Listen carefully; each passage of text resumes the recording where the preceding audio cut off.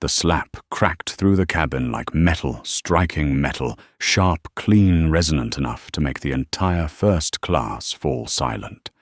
The tissue in Jasmine's hand slipped to the floor, a tiny, weightless scrap, yet the way it fell sliced through the air like living evidence.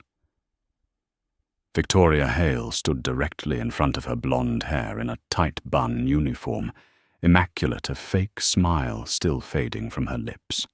Her hand trembled slightly, as if even she was startled by the line she had just crossed. But Jasmine, she didn't tremble.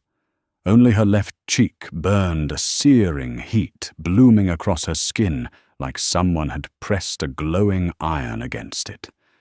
A humiliation heavier than the slap itself. People like you always love making things up to get special treatment, don't you? That moment wasn't just an attack on Jasmine Carter, 33 years old, 7 months pregnant, a razor-sharp corporate attorney. It was an attack on anyone who had ever stood in a luxurious space and been treated like they did not belong. The camera shook softly. A close shot of Jasmine's face, her eyes darkening but not blurring. She did not cry. She refused to. Behind her, the shutter of a camera clicked fast and precise. Derek Moore, 29 years old, a photojournalist known for capturing everyday acts of discrimination, had just taken the image that would shake the aviation industry. The fuselage vibrated gently as wind struck the wings. Yet even that tremor paled compared to the shock that rippled through first class.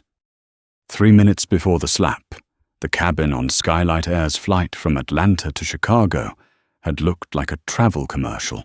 Warm, golden lights, cream leather seats, the soft clink of Richard Saunders's champagne glass in seat 3 Bravo. Jasmine pressed a hand against her belly. Another contraction tightened. Not labor, but strong, heavy lingering. "I just need some water," she whispered. "I already told you. Sit down." Victoria's voice was as sharp as a blade. Her eyes cut through Jasmine, not seeing a passenger, but an inconvenience to be removed at will.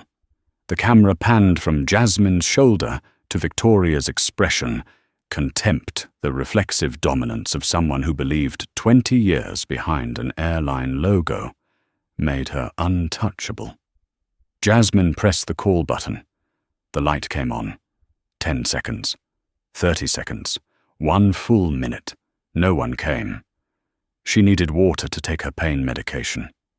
She had tried to endure it, but the first-class cabin now felt foreign, suffocating like a courtroom where she had been placed on trial without warning.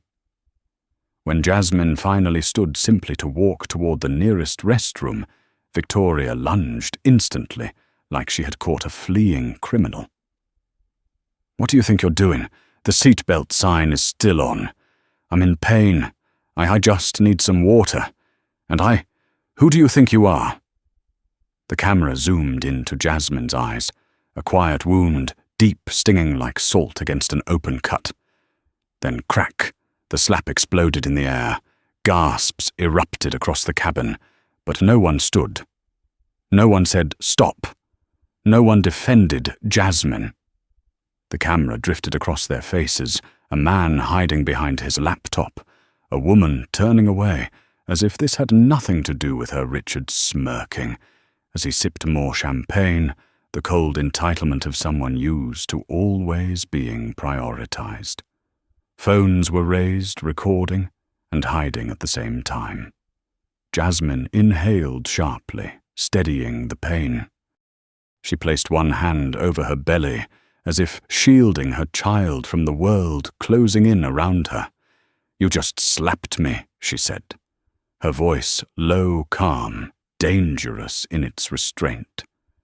Victoria placed her hands on her hips. "You threatened me in front of witnesses. I defended myself. A perfect twist, perfect in its cruelty." Jasmine looked around. The cabin had become a courtroom, but every juror kept their head down. The camera moved to Derek.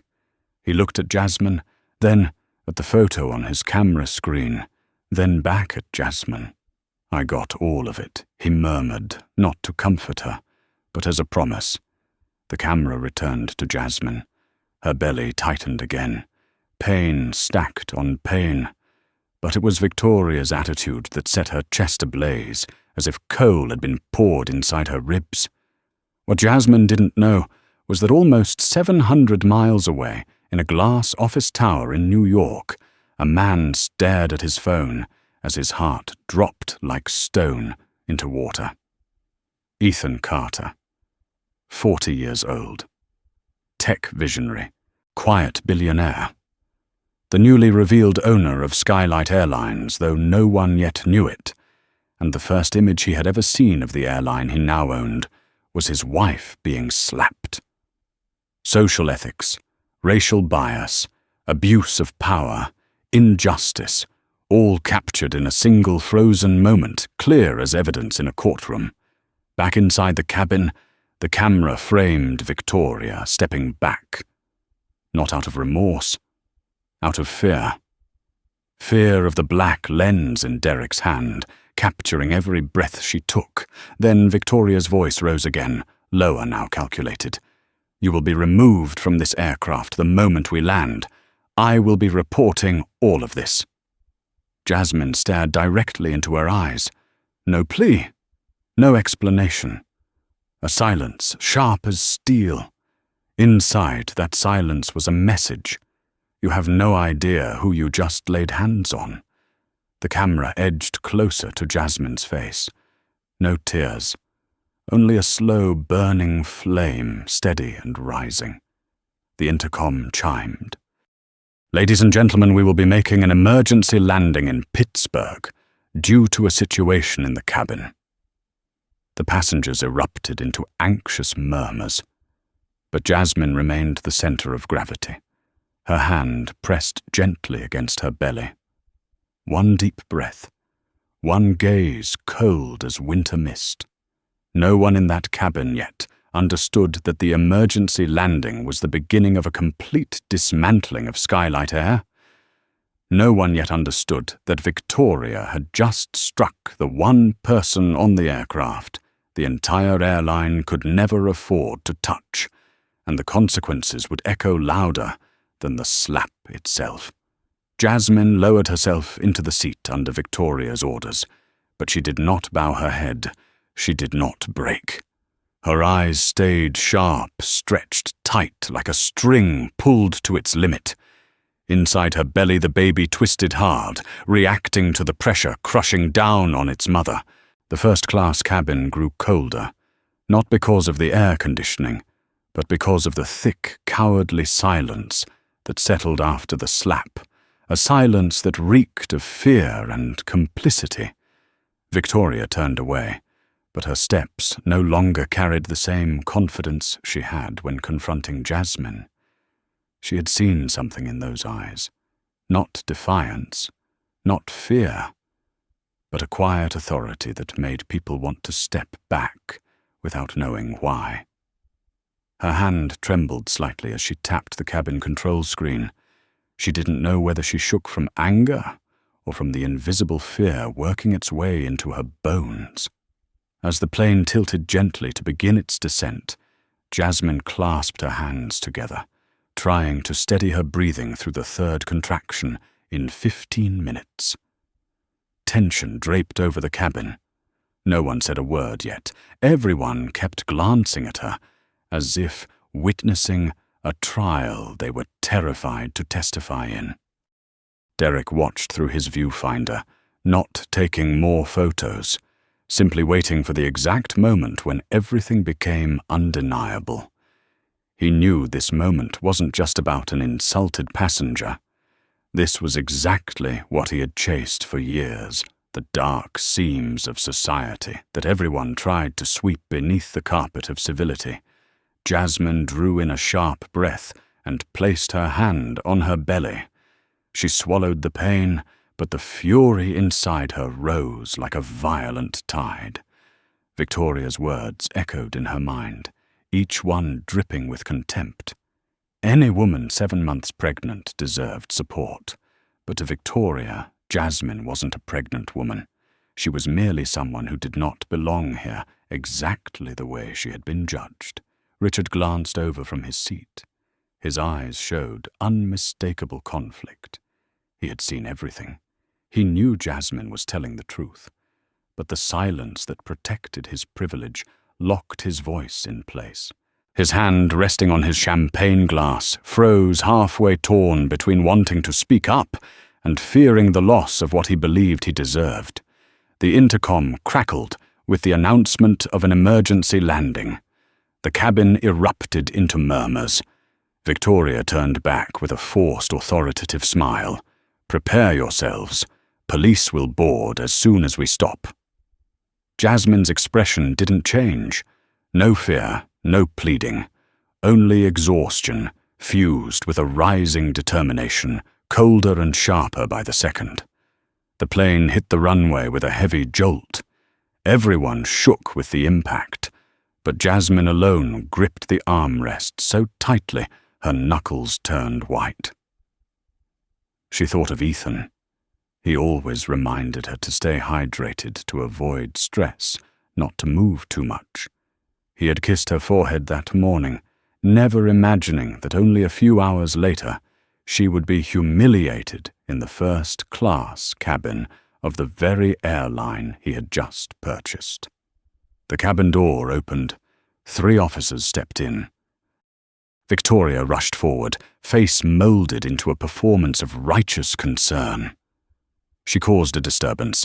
Victoria declared, her voice dripping with the same performative morality Jasmine knew too well from her legal career, the voice of someone wrong who tried to sound right. She threatened me. Passengers can confirm it. We had no choice but to land. One officer stepped toward Jasmine, his eyes cold, unquestioning of Victoria's words. "Ma'am, please, stand and come with us." Jasmine looked straight into his eyes.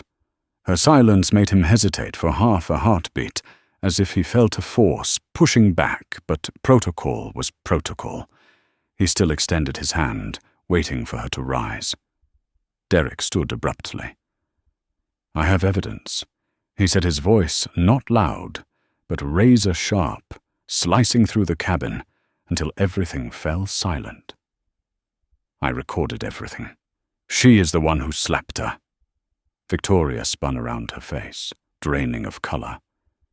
"You are interfering in something you do not understand." Derek stepped forward, but his voice remained steady and cold. "I understand perfectly. Enough to end your 20-year career with one photo." A soft, broken sniffle cut the air. Richard bowed his head. His hands trembled. His mouth opened, but no words came out. Not even the 3 simple ones I witnessed it. Jasmine stood slow and controlled. She did not look at Victoria. She did not look at the officer. She placed her hand on her belly, inhaling deeply, the kind of breath she had taken countless times before, walking into courtrooms with unshakable resolve. Derek watched her, a sharp instinct telling him this story wasn't ending here. Not in this cabin. Not today. For a brief moment, Jasmine turned back to look across the cabin. There was no fear in that gaze. No hatred. Only a silent sentence etched clearly in her eyes. They chose the wrong person. She walked out of first class. The 3 officers followed. Victoria remained behind, breathing hard, as though she had narrowly escaped danger. But she did not yet know that the moment Jasmine's feet touched the runway, a storm was already coming faster, harder, unstoppable. A storm with a name. Ethan Carter. Jasmine was escorted down the narrow passageway, connecting the aircraft to the airport's underbelly. The cold fluorescent lights washed across her face, revealing the red mark still burning on her cheek. Another contraction struck sharper and deeper than before, squeezing the breath from her lungs. But she refused to bend. not in front of people treating her like a criminal. The interrogation room door slammed shut behind her, the metallic sound slicing through the air. No windows, no clock, no acknowledgement that she was 7 months pregnant. Just a hard plastic chair and the cheap sting of disinfectant.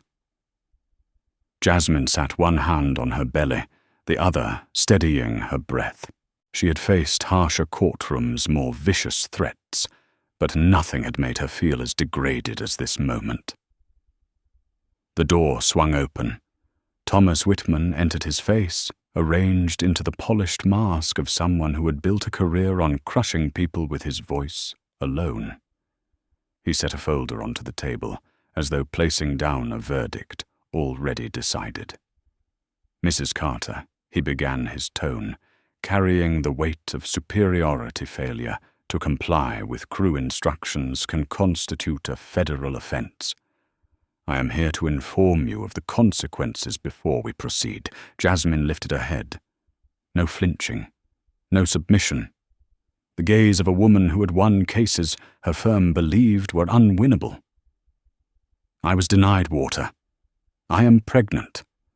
I asked for medical assistance. That is not disorderly conduct. Thomas smirked, the expression of a man who believed he had heard the same excuse from countless people he assumed were playing the victim.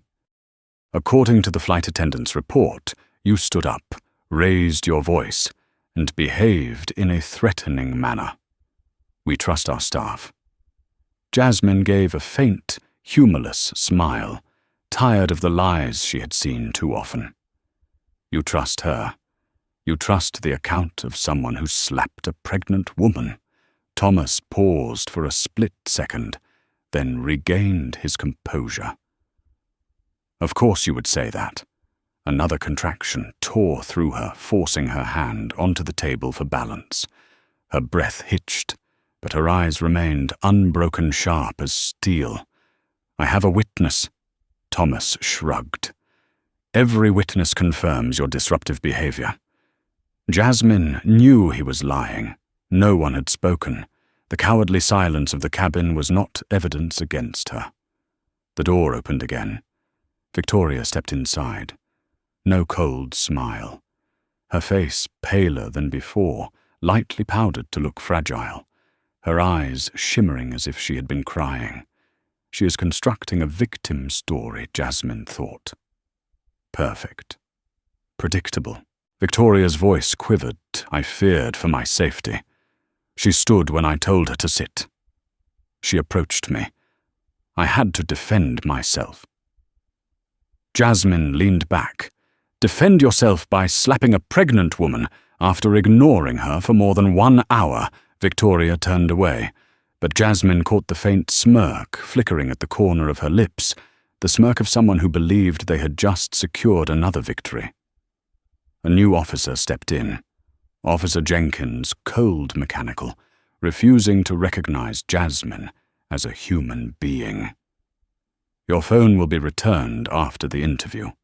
You are not permitted to make calls at this time, he said, retreating to the wall like someone who had switched off emotion entirely.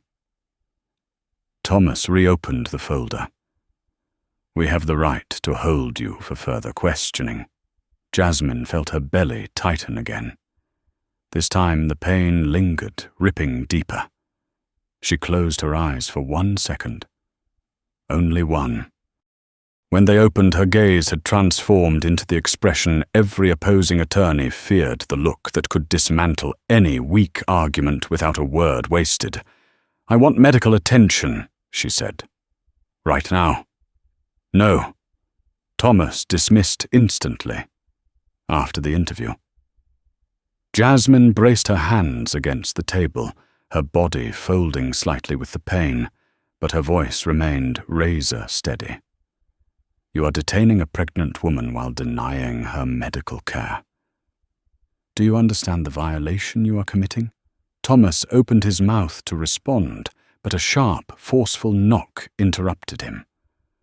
Officer Rodriguez entered her expression, slicing through the haze of lies in the room. "That is enough," she said. Not loud, but each word carried the weight of command. "She is pregnant and in pain. I am calling paramedics now. This is no longer an interrogation. This is a medical issue." Thomas turned toward Rodriguez, lowering his voice, but burning with anger. "You have no authority to interfere. I have the authority to save a life." Rodriguez cut in her tone, so cold it could crack glass. "And if necessary, I will report this entire situation to the regulatory board." Victoria stepped back. For the first time, she did not look sure of her position. Thomas stiffened, but said nothing. Jasmine leaned against the chair, breathing heavily, but her eyes brightened. This was not the look of someone being rescued. It was the look of someone seeing the first fracture in a system that had tried to crush her. A soft chime echoed from the phone, placed in the plastic tray outside the room, the screen lighting up with an incoming call. Ethan Carter. Jasmine did not see it. Jenkins didn't notice. But Rodriguez did. And what made her frown was not the name itself. It was the notification showing more than 10 missed calls from the same person in under 30 minutes. Rodriguez looked at Jasmine. "Your husband will know about this soon." She did not yet realize Ethan already knew, and a storm was racing toward Pittsburgh fast as an unannounced hurricane. A storm powerful enough to wipe out an entire airline. Ethan stood before the glass wall on the 62nd floor of the Midtown Tower, his phone vibrating non-stop in his hand as if it were about to explode. On the screen was an image he never imagined he would have to see Jasmine's face, her cheek blazing red, her eyes wide with shock. The imprint of a hand marked her skin like undeniable evidence of a crime. His chest tightened cold, deep sharp as ice. His gaze shifted to the second screen. The hashtag Justice for Jasmine surged by the second. The photos Derek had posted were spreading with the speed of fire hitting dry brush. Every share felt like another blade driven straight through the spine of Skylight Air. Marcus rushed into the room, his face ashen. "Ethan, I confirmed it. The police are holding Jasmine. They say she was being disruptive. They are not letting anyone contact her." Ethan did not turn. He asked only one question, emotionless, dangerous, like steel scraping steel. "Has she received medical care?" Marcus said nothing. Ethan tightened his grip on the phone until his knuckles blanched. The baby. Jasmine. A slap. A lie. A rotten system. Everything converging into one point.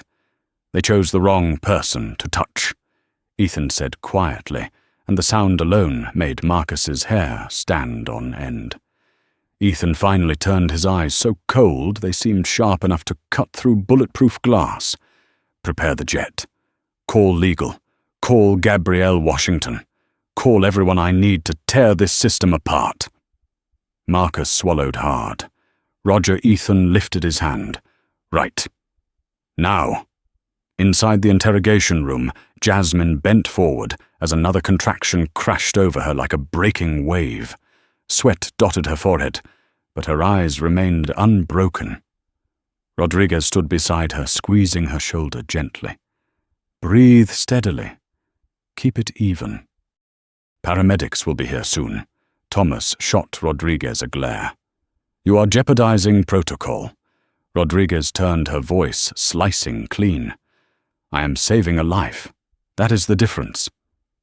The door had not shut completely. Through the gap, footsteps echoed in the hallway, urgent and heavy. Another officer stepped in, leaning toward Jenkins. "Someone is here to see leadership. Urgent." They said it is high level. Jasmine could not hear clearly, but Rodriguez remembered the name she had seen on the guest manifest earlier, Ethan Carter. Her heart paused for a beat. That man had called repeatedly, his voice worried, and they still refused to let his wife reach him. Rodriguez was about to speak when the door opened. Paramedics entered, bringing with them the smell of disinfectant and the brisk precision of emergency response. Her pulse is elevated. Contractions are irregular but strong, one said. She needs monitoring. Jasmine nodded, exhausted but lucid. Please get me out of this room. Thomas shot up from his seat. She is not cleared to leave. Rodriguez raised her hand, pressing it into his chest. Step back. This is a medical order, not a suggestion.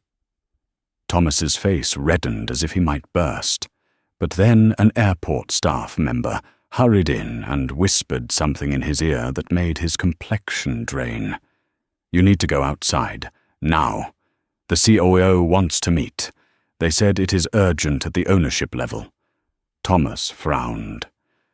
Ownership Skylight has not changed ownership, it has, the staff member whispered, sounding like someone reporting his own death sentence.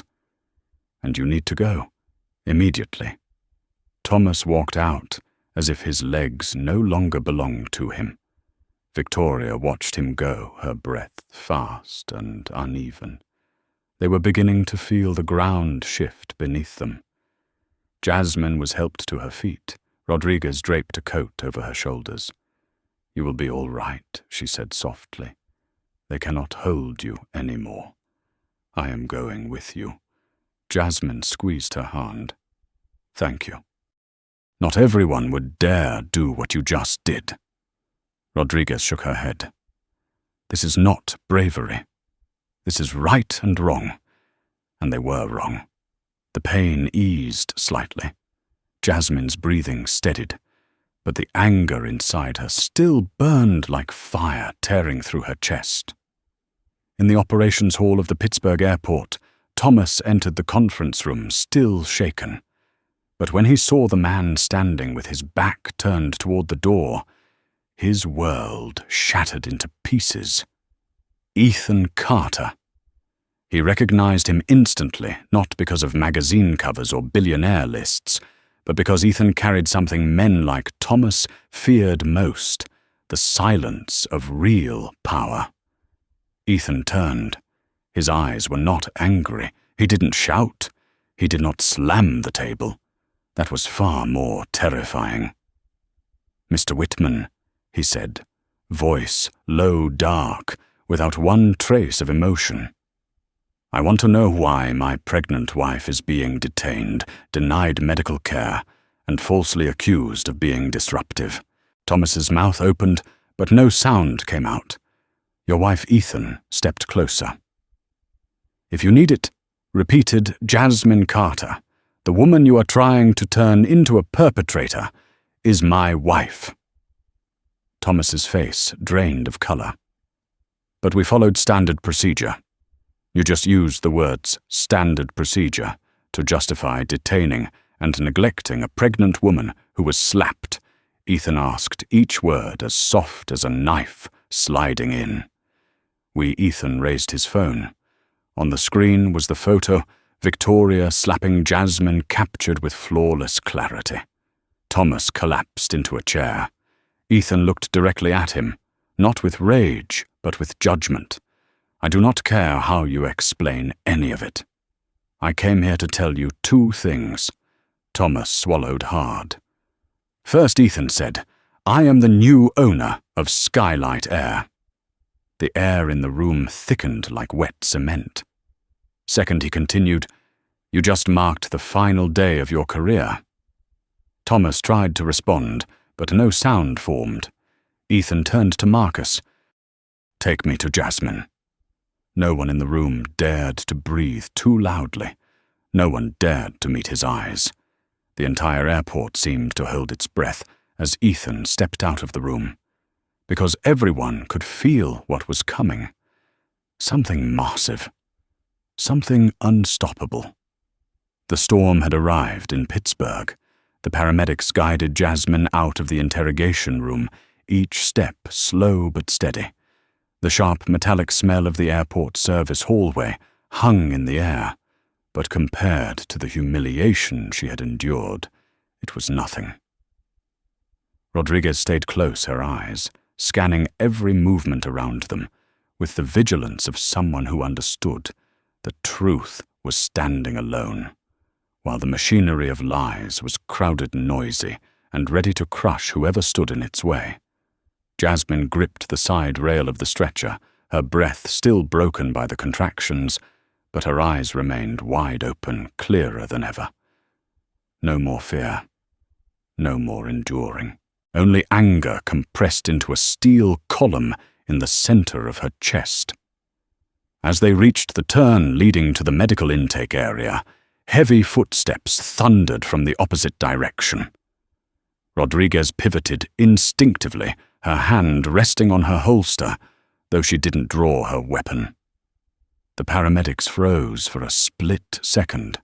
Ethan came around the corner like a man who had run through an entire city. No security, no assistance, no billionaire's protective distance. Just a husband searching for his wife with a lifetime's worth of fear and fury thrumming through him. Jasmine saw him first. She did not cry, but in that instant, the armor around her cracked just slightly. Ethan went straight to the stretcher and took her hand, his touch gentle, a stark contrast to the razor-cold look he gave everyone else in the hallway. "Are you all right?" Jasmine nodded faintly. "I can handle it. The baby is fine. But Ethan, I know." His voice was low, rough, trembling faintly at the end from the fury he was containing. "I saw everything." Rodriguez stepped back, watching the two of them, with the awe of someone witnessing a reunion that was both beautiful and deeply dangerous. Because from this moment forward, the balance of power had shifted entirely. Ethan turned to the paramedics. "She is going to the hospital. No questions, no delays." He did not raise his voice, yet his authority made everyone move instantly. Rodriguez stepped forward. "I am coming with her." Ethan nodded, grateful. He looked at Jasmine again, brushing the back of her hand with his thumb, the one gesture strong enough to hold her together. As they continued down the hallway, a group of airport executives appeared at the far end. Leading them was Alan Pierce, the CEO of Skylight Air, breathless as if he had run to outrun a tidal wave. Mr. Carter Ethan turned, and the air itself seemed to split. Not explosive anger, but absolute, silent, lethal fury. Pierce stepped back instantly. "I do not want to hear an apology," Ethan said, his voice low, like metal scraping metal. "Not one." Pierce swallowed hard. I am directing the crisis team. We are committed to addressing this with the utmost seriousness. You had 20 years to be serious." Ethan cut in. "Today is simply the day you are forced to face the consequences of the culture you allowed to grow under your watch." Pierce opened his mouth, but Ethan did not give him the chance. "I will not let my wife become a casualty of the rot you let fester." Someone behind Pierce stepped forward timidly. We are still gathering information. We hope Mrs. Carter will cooperate so we can." Ethan turned his head, and his look alone was a warning. "I am not asking for your hope. I am demanding your accountability. And that begins with all of you stepping out of the way." A faint exhale escaped Rodriguez, not a laugh, but the sound of someone quietly appreciating a man who understood how to use power to protect the right person. The paramedics kept the stretcher moving. Ethan stayed beside Jasmine. Rodriguez walked on the other side, eyes locked on the stunned faces in the hallway. They had just reached the corner leading to the internal elevator when a voice called out behind them. "Jasmine Richard Saunders." His face still flushed from champagne, but his eyes were different now, stripped of entitlement. Now they showed shame. Jasmine turned her head, her gaze calm but icy. Richard swallowed hard, his voice shaking. I saw everything. I should have spoken up from the beginning. I am sorry. Jasmine said nothing. She looked right through him, as if he were nothing more than glass. No hatred, no forgiveness, just emptiness. Richard lowered his head. Her silence was the harshest verdict he could ever receive. Ethan pressed the elevator button. The door slid open. He looked at Jasmine. I'm taking you to the hospital. As for the rest of this, the doors began to close, hiding his expression as he finished. I will handle it. The elevator sealed shut. And outside in the hallway, everyone watching felt the same thing. The storm was no longer approaching. It was already inside the building. The elevator doors opened onto the lower level, where the passage to the waiting ambulance stretched ahead. Jasmine was wheeled out by the paramedics, but Ethan kept her hand firmly in his, as if letting go for even a second might allow the world to swallow her all over again. Rodriguez followed close behind, her sharp eyes sweeping over every hallway and shadowed corner. Not because she feared Jasmine was in immediate danger, but because she could feel it clearly. Real power was moving beside her, and every pair of eyes in the secure zone was fixed on them. Outside the medical intake area, several airport security staff exchanged uneasy glances. They whispered quietly, but not quietly enough to escape Rodriguez's hearing. Is that the guy who just bought Skylight? Oh God, Thomas is done. And that witch Victoria, too. Not one of them dared step closer. The paramedics tried to stay professional, yet even they couldn't help glancing repeatedly at Ethan. One muttered to another, unable to hide the tension. That's the husband. Jesus, I've never seen eyes like his. As Jasmine was transferred into the ambulance, Ethan stood by the doorway, never once looking away from her. His hand rested on her stomach, instinctive and protective, as though attempting to shield her with the whole of himself. Are you all right? Better now that you're here. No one touches you again, Ethan said. No one. Jasmine squeezed his hand, her expression weakened by pain, yet sharpened by a growing resolve. Ethan, this isn't just about me. Not just a slap. I know, he answered, his voice low like a vow. And I will not let them treat this as an incident. A paramedic spoke up, urgent. Mr. Carter, we have to move her now. Ethan nodded. I'm coming with you. Rodriguez placed a hand on the ambulance door before it closed. I'll follow right behind, and I will make sure no one, absolutely no one, touches the paperwork on this case before you return.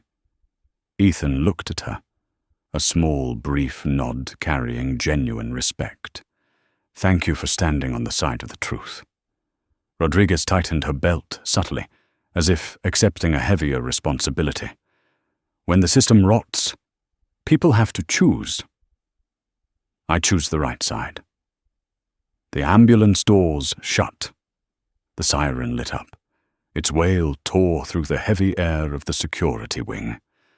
Meanwhile, as the ambulance raced down the tarmac road toward the hospital, chaos was erupting inside the airport's operations center. The long conference table was surrounded by Skylight Air leadership, all arguing, panting, blaming one another. On the large screen at the front, social media posts, comments and videos exploded in real time like a digital wildfire. One executive's voice trembled. We need to calm public opinion. Release a statement calling this a misunderstanding. They have photos. Close up. Clearer than our own surveillance cameras. Another fired back. Oh my God, the stock just dropped. Another 4%. Alan Pierce, the CEO, slammed his hand on the table. Everyone shut up. Silence fell like a stone. We need to control the narrative, the legal response, and contact the board immediately. To a public relations officer, cut in urgently. It's not just the board. Mr. Pierce, the Federal Aviation Legal Division, also messaged saying they are monitoring the situation closely. Pierce's face drained. Federal oversight. Why would they? It's just one slap. The PR officer looked down, as if afraid to voice the truth. Because the person who was slapped is the wife of the new owner of Skylight, sir. The room froze. No movement. No breath. Pierce staggered back into his chair, pale as chalk. What have we done? Meanwhile, on the lower floor, Victoria sat alone in a metal chair outside the emergency HR office. Her hands shook violently. Not from guilt. From fear.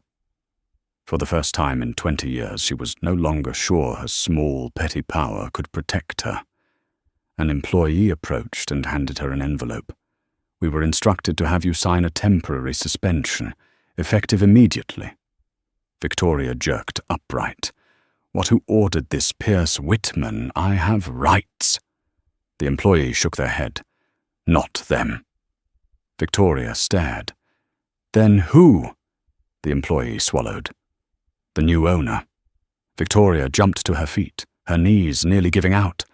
I didn't know. I didn't know she was anyone's wife. I just followed procedure. The employee's voice dropped to a whisper. We all saw the photos. And what procedure allows you to slap a pregnant woman? Victoria could not answer. Not because she realized she was wrong, but because she knew that the career she had built over 2 decades had been destroyed by the very habit she had nurtured all along, the belief that she could mistreat people she deemed powerless. The ambulance sped down the airport access road toward the hospital. Jasmine lay on the stretcher, breathing more steadily, though her eyes never left Ethan's face. You saw everything, Ethan nodded. I saw it all. Every second. Ethan, Jasmine, murmured, her voice low but firm. This cannot be buried. Ethan tightened his grip on her hand. It won't be buried. It will bury every person who allowed it to happen. Jasmine turned her gaze toward the window, the streetlights streaking by like blades of white light. She didn't speak again. She didn't need to. They both understood. They were stepping into a battle larger than any courtroom Jasmine had ever walked into, larger than any acquisition Ethan had ever negotiated. A battle not to protect just one person, but to dismantle an entire system. Inside the Skylight Air Operations Center, the emergency meeting had collapsed into complete chaos. Phones rang non-stop. Emails poured in. News alerts flickered across multiple screens. But none of those sounds were louder than the panic in the eyes of the very people who once believed they controlled everything. An IT staffer rushed in, face stretched tight with fear. Sir, the images have passed 20 million views. The re-uploaded videos on TikTok are spreading exponentially. National media is calling non-stop. Alan Pierce dragged a hand down his face, feeling as if his skin were being peeled away from his skull. We are losing control. Another executive snapped back, voice cracking, No! We already lost it. And the worst part is still coming. Carter is at the hospital right now. When he comes back here, shut up, Pierce roared, but his words were drowned out by the sound of the door swinging open. Marcus Chen stepped inside. The entire room turned to look at him, none of them recognizing him by name, only seeing a man in a dark suit with the cold, precise expression of someone representing a force they did not dare name aloud. Marcus did not introduce himself. He spoke simply, voice low, sharp, and merciless. Mr. Pierce, Mr. Whitman is removed from his position. Effective immediately. Pierce shot to his feet. You have no authority. We do. Marcus placed a dossier on the table. Ownership transfer documents, signed by the board and the Securities and Exchange Commission. Skylight is now under Carter Holdings. Ethan Carter is the majority owner. And you lost decision-making power the moment you allowed this system to cover up an assault on a pregnant woman. The room fell into suffocating silence. Marcus stepped forward. Pierce, you will meet with Ethan as soon as he leaves the hospital, and I suggest you prepare for the worst. Pierce opened his mouth to argue, but the other executives had already lowered their heads. They knew the game was over.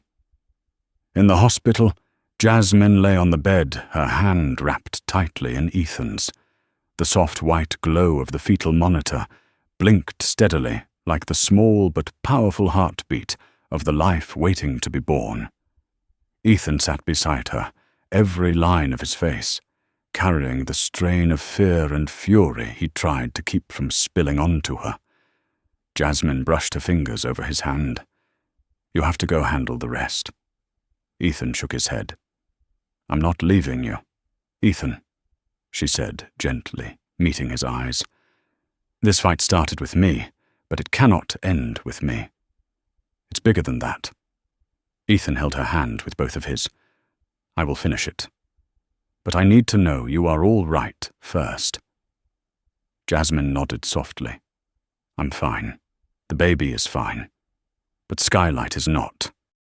A nurse entered, eyes widening slightly at the sight of Ethan. We have a private room ready. You can stay with her tonight.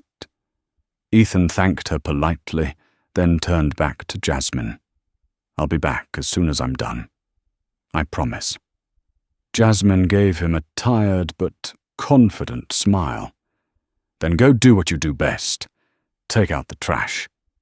Ethan stood his expression, sharpening into polished steel. In the hallway, Rodriguez was waiting. You're going back to the airport? Yes. Ethan replied. They need to understand exactly what happened tonight. I'm coming with you. Ethan shook his head.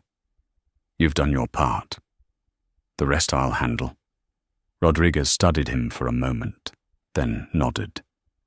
Then make sure they remember this lesson, because many women like her don't have someone like you standing behind them. Ethan paused, letting her words settle. Soon he said quietly, We will change that. He left the hospital and stepped into the Pittsburgh night like a razor, cutting through the dark. Back at the airport, the crisis had devolved into pure panic. Public relations staff were clutching their heads. It was scrambling to keep the servers from collapsing. Human resources managers were crying. A group of flight attendants watched the videos on their phones, their faces pale. Oh my God, that's Hale.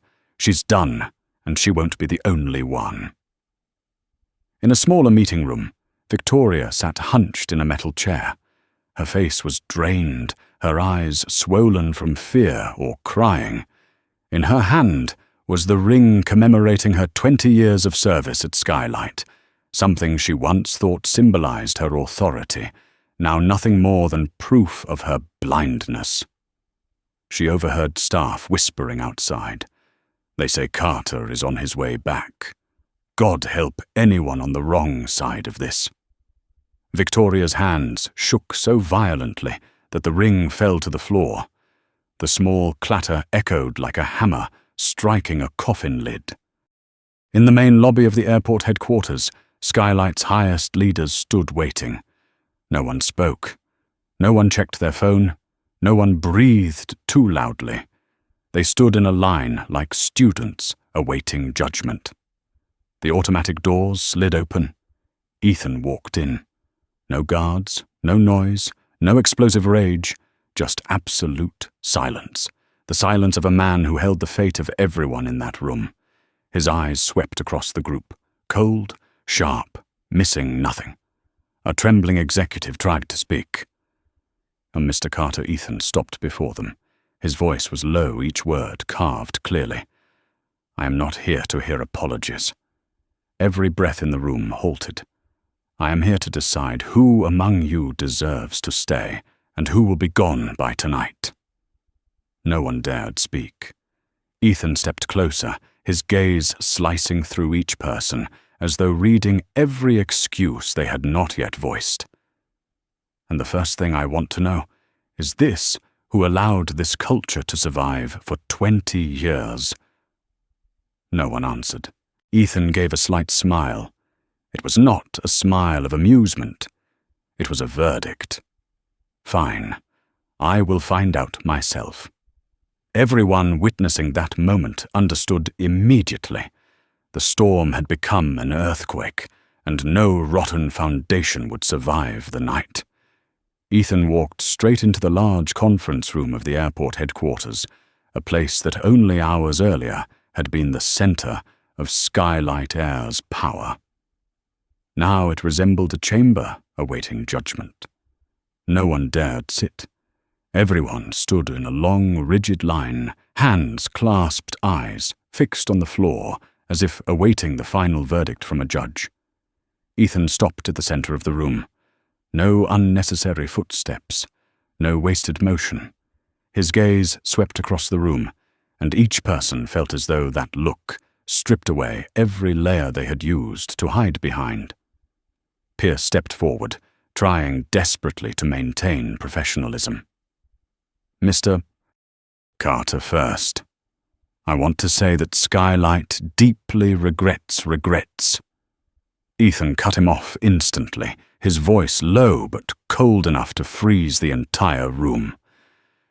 Do you regret what happened, or do you regret being caught? Pierce's throat tightened. He could not form a single word. Ethan stared straight at him. Explain to me why a flight attendant with a complaint record longer than a graduate thesis is still assigned to first class. Pierce swallowed. We value her experience. Hale is one of our most senior employees. Yes, Ethan replied. 20 years. 20 years of being rewarded with indulgence. 20 years of being protected until she became a terror in the sky. No one lifted their head. Ethan turned toward the human resources section. I want the full complaint file on Hale. No edits, no deletions, no excuses about data loss. And I want it on my desk before morning. The HR director behind Pierce trembled so hard her shoulders shook. We will prepare it, Mr. Carter. You will do more than that. Ethan took a step forward. You will tell me who buried those complaints in your system. The silence stretched so long that the faint sound of someone swallowing echoed through the room. Someone from customer relations tried to intervene, voice trembling. Sir, I believe perhaps the internal process was unclear. Ethan turned his head, and the look he gave was sharp as a blade. Processes don't bury complaints. People do. No one dared speak further. Outside the conference room, Victoria Hale sat hunched in a steel chair, hands clutching her head. Her shoes were crooked, her eyes red not from remorse, but from refusing to accept that the tiny power she had clung to for 2 decades had evaporated in a matter of hours. 2 security officers approached. Hale. The owner requests your presence. Victoria jolted upright. He wants to see me. You mean to let me explain? They did not answer. They simply opened the door. She stepped inside, trying to reconstruct her composure. But the moment her eyes met Ethan's, her knees nearly buckled. Ethan did not gesture for anyone to sit. No one moved. The air was thick enough to choke on. He looked at Victoria the same way one might study a living model of a culture that had rotted for 20 years. Ms. Hale, Ethan said, his voice as precise as a laser cut. I want to hear your explanation. Victoria lifted her chin, trying to reclaim the arrogance she was used to. She stood up. My response followed safety protocols. I fulfilled my duty. Ethan's expression did not change. "What protocol allows you to slap a pregnant woman?" Victoria's voice cracked. I feared for my safety." She moved toward me. Ethan snapped his fingers. Marcus immediately activated the projector. The image of the slap filled the entire wall. Clear, sharp, undeniable. The air left the room. Victoria's face turned grey. "Either the angle it is not accurate," Ethan cut her off without hesitation. "You stood one step away from my wife, both feet planted. You turned, you raised your hand, you struck. That was not self-defense. That was assault." Victoria's breathing grew shallow. "Mr. Carter, I did not know she was your wife." Ethan stepped close enough that his voice landed like a blade. "That is exactly the problem. If you had known, you would have treated her differently. And that is the rotten culture I intend to erase." Victoria opened her mouth again, but Ethan did not let her speak. "I have read your file. 27 complaints in 5 years. Dozens of allegations ignored. And still you were rewarded, promoted to premium routes, treated like a symbol of the airline." Ethan leaned in, eyes locked on hers. "You are not a veteran steward. You are the living evidence of Skylight's failure." The room froze into silence. Ethan lifted a hand gently. Marcus stepped forward with a folder. Effective immediately, Ethan said, "Your employment is terminated. No compensation, no negotiations." Victoria stuttered. You cannot." "Oh, I can." Ethan replied, his tone quiet but sharper than cold steel. "And I just did." A security officer stepped forward. Victoria looked around the room, searching for someone to save her. No one met her gaze. She was escorted out her shoes, scraping the tile, each sound ringing like metal striking the floor of a courtroom. When the door closed, Ethan turned back to the leadership team. "Now," he said, "we are done talking about the rotten branch. We are talking about the rotten root." No one moved.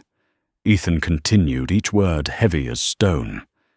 "Starting tomorrow, Skylight Air will no longer exist in its current form. I want a full restructuring. Training, hiring, complaint handling, everything." He paused long enough for the weight of his words to sink deep. "And I want a list of every person who protected Hale, everyone who hid the files, everyone who stayed silent to keep their careers comfortable." The silence in the room was its own confession. Ethan looked each of them in the eye. "I will clean this airline, not to protect my reputation, but so that my wife and people like her are never treated that way again." A trembling HR executive finally managed to speak. "Mr. Carter, just how extensive do you want this restructuring to be?" Ethan answered without a moment's hesitation. Enough for the entire industry to follow. Ethan left the conference room in absolute silence, the kind that only comes from people who had just watched their entire foundation collapse under a few cold, precise sentences. He did not walk fast, but every step carried the weight of a man, dragging an old, rotten system down from its throne. Once the doors closed behind him, Marcus caught up immediately. "The hospital reports Jasmine is stable.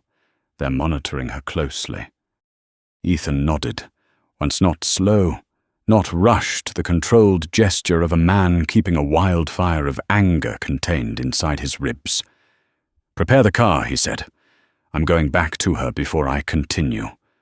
Not to retreat, not to rest, but to anchor himself, to keep his heart from being consumed by the rage rising inside him. The fight was long, and he needed Jasmine steady by his side. She was the reason all of this had begun. As Ethan stepped into the main hall, employees instinctively moved aside like the sea, parting, none daring to meet his eyes. A few whispered in hushed tones, "That's Carter. It really is him. God, I can't believe the airline slapped the wife of the owner." Ethan didn't react. His focus remained fixed on a single destination, Pittsburgh Hospital. Marcus opened the door of the black SUV, but before Ethan could get in, Rodriguez approached from down the walkway, moving quickly. "Mr. Carter." Ethan turned his expression, softening slightly at the sight of the woman who had stood by the truth from the very beginning. Rodriguez straightened and delivered her report.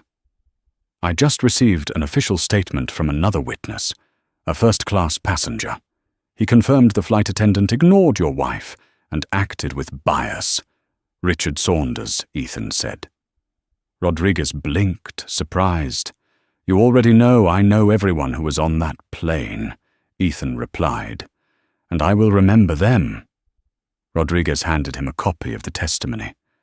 "Not everyone is as brave as your wife's husband." But he finally stepped forward. Ethan took the papers, his breath turning cold. "Late," he said, "but better than never." Rodriguez nodded. "I just want you to know your wife wasn't just a victim. She fought through the entire ordeal. She never yielded." Ethan's eyes softened completely.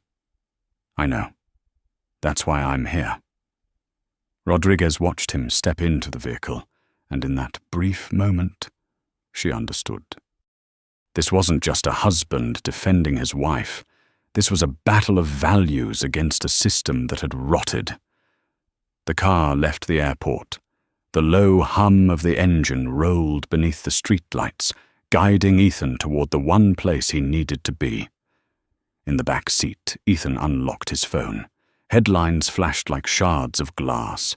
Analytical videos, outrage posts, thousands of comments. One title stood out: Skylight Air, the largest discrimination scandal in the airline's history. Ethan swiped to the next image. Jasmine being slapped, Jasmine being escorted away, Jasmine clutching her stomach in pain but unbroken. His chest tightened. Marcus glanced over. "We're winning public opinion," he said softly. Ethan didn't lift his eyes. "No," he answered. "This isn't about winning.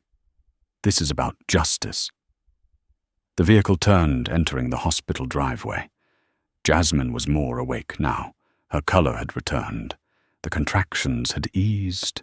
But her eyes, those eyes still held everything Ethan had seen in the photos.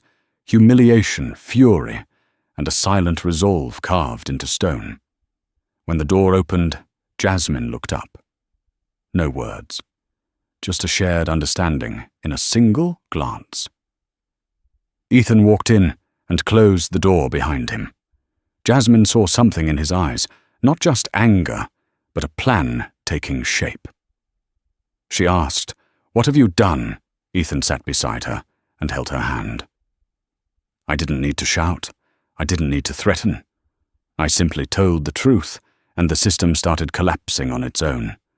Pierce shaking. Hale finished."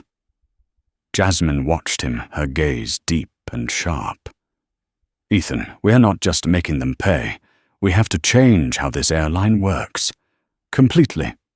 Ethan tilted his head slightly. "I know. Not just for me." Jasmine continued, her voice low but sharp as a blade. "For all the people who never had evidence, never had witnesses, never had someone standing beside them." Ethan placed a hand on her belly. "I'm doing this for you. For our child. And for everyone who ever stepped onto a plane and stepped off carrying humiliation."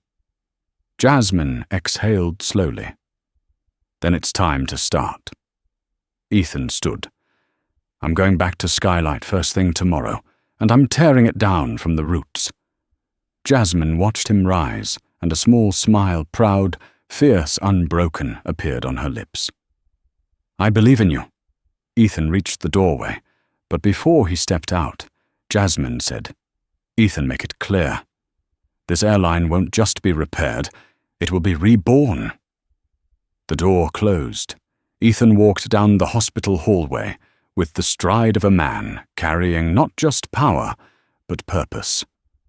And back at the airport, the people who had harmed Jasmine still had no idea what awaited them the next day. The morning in Pittsburgh opened under a dull grey sky, mirroring perfectly the atmosphere surrounding Skylight Air's headquarters. Ethan arrived without fanfare. No entourage, no spectacle. Just him stepping out of the black SUV with eyes cold as forged steel and a resolve that nothing could shake. Inside the airline's main conference room, the entire leadership team was already waiting, faces drawn and exhausted, as if they had survived a purge overnight. They looked up when the door opened, but none dared to stand. Ethan entered and walked straight to the head of the table, the seat that belonged to the CEO. But today, Pierce did not dare sit there. He had moved 2 chairs down like a schoolboy afraid of being called on. Ethan looked at no one except Pierce. Report. Pierce flinched, as if the line he had rehearsed vanished the moment he met the owner's eyes. We have suspended the entire flight crew. We are reviewing procedures. We are preparing a public apology. And we are ready to follow your direction. No, Ethan said. You will not apologize. You will correct what you broke. He placed a folder on the table. The thud echoed like a judge's gavel. I intend to rebuild Skylight from the ground up. And we begin today. No one objected. No one dared. They only waited for the next sentence, the one that would determine their futures. Ethan scanned the room with an expression that felt like a verdict. Victoria Hale is not the problem. She is the product of the problem. A culture you allowed to thrive. A culture that protects the wrong people because of seniority, buries customer complaints to maintain image, and survives on silence. A collective breath was held, but no one released it. From this moment, Ethan said, Skylight Air will no longer exist. The room jolted. Even Marcus looked up. We're rebranding, Pierce asked, voice barely above a whisper. Not just rebranding, Ethan replied. Reborn. He looked each of them in the eye, imprinting each word into them like stone. Starting today, Skylight Air enters its transformation into Horizon Airways. Someone blurted out, Horizon like a new horizon, no, Ethan said. Like a new promise. A new way we treat every human being on board, whether passenger or employee, as someone who matters. Another director asked weakly, Where do we start? Ethan didn't hesitate. Retraining. Everyone. From new hires to senior management. A mandatory months-long anti-bias program. Not workshops. Not symbolic gestures. Real training that changes mindset. He signaled to Marcus. Legal will work with Gabrielle Washington, the most skilled civil rights expert you will ever meet. Someone else swallowed hard. Do we have the budget for this? Ethan looked directly at him. My budget. And I will not spare a cent to ensure my wife and anyone like her will never again be treated the way she was yesterday. No one spoke. No one breathed loudly. No one dared argue with the man who had just turned an aging airline into the blueprint for something new. Ethan continued. I also want an independent oversight council to monitor the airline's culture. Employees, passengers, and people like Derek Moore, the ones who dare to tell the truth. Pierce stammered. Meaning outsiders will oversee us. Yes, Ethan said. Because you have proven that self-oversight does not work. Silence grew heavier. Finally, Ethan placed his hand on the table. And one more thing, the most important thing. Every head lifted at once. Ethan spoke slowly, strongly, sharply. Every decision made under the old Skylight will be reviewed. Everyone involved in burying complaints enabling discrimination, Ignoring misconduct will be replaced. Someone whispered, "Who decides?" Ethan replied, "I do." No one reacted, because they knew it wasn't a threat. It was the truth. When the meeting ended, whispers spread through the halls. Not whispers of fear, but whispers of change, sweeping in like wind tearing open old doors. Marcus walked beside Ethan. "You just shifted an entire system in one meeting." Ethan didn't smile. "I've only begun." They walked into the airport atrium. Daylight filtered through the glass ceiling. People passing by recognized him and moved aside once more. But this time, not out of fear, out of respect. At the hospital, Jasmine sat upright against the pillows, scrolling through hundreds of messages, articles, and updates. The physical pain had eased, but inside her something new was growing, a strength she had never felt before. A nurse entered. They just broadcast it on the news. Skylight Air is changing its name. They're calling today a historic moment for the airline industry. Jasmine smiled softly. Not because she had won, but because justice had finally begun to move. She placed a hand on her belly. "You'll grow up in a better world," she whispered, "because your father decided the wrong will not stay in power for one more day." At the airport, Ethan paused in the center of the lobby, looking at the glass doors reflecting the Pittsburgh sky. He did not need applause. He did not need praise. He only needed to know Jasmine was safe, and that from today onward, anyone who boarded his aircraft would never again fear being treated like an afterthought. He murmured quietly, "Horizon." Not just taking people far, taking them with dignity.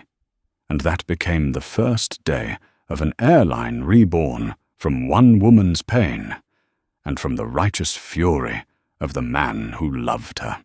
This story reminds us that injustice never disappears on its own.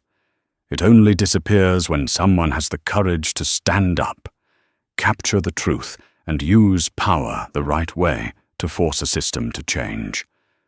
Not everyone has the advantages that Jasmine and Ethan had, but every voice, every witness, every camera raised at the right moment can save someone from being trampled, and can even open the path for an entire industry to transform. Moments like these remind us that morality does not live inside procedures, it lives inside the actions of individual human beings. If you believe that respect should be the standard and not a privilege, make sure to like and subscribe to support more stories that reveal the truth just like this one. And before you leave the video, leave one short comment. Stand tall.